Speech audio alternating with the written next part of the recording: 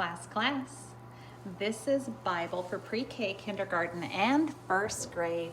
We're going to continue learning more about Gideon by remembering some important parts of the story of Gideon and cooperation, how those men work together to defeat the enemy. And so today, Mrs. Kelly and I are going to play our cooperation game. And you'll find that in your binder to play with your family. You'll want to make your spinner, or you can just use a dice, whichever you want to do. I chose the numbers 0, 1, 2, and 3, and I'm using a paper clip for the spinner. We're going to use a snail and a butterfly eraser as our markers. You can use whatever works best at your house, okay? And Mrs. Kelly and I are not going to play the whole game, but I think we'll take 2 turns each. And since Mrs. Kelly hasn't had a chance to play our Bible games with us before, I thought she should probably spin first. Righty.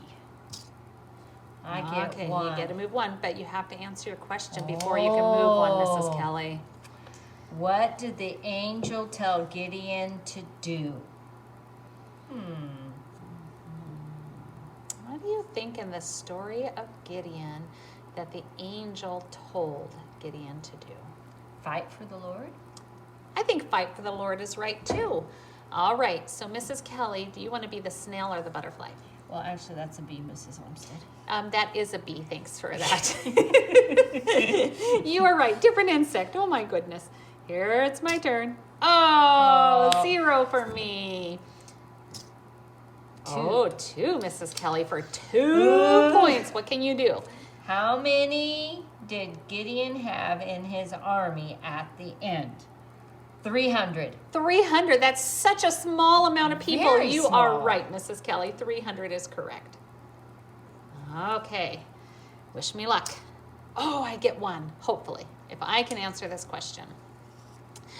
What did the enemy do when they woke up? You know, that's the funny part of the story to me, is that really Gideon's army didn't even fight. They just made a bunch of noise and surprised the enemy with all the light from their torches, and so it confused the enemy, and when they woke up, they fought themselves. And Gideon and the army didn't have to do anything but follow God.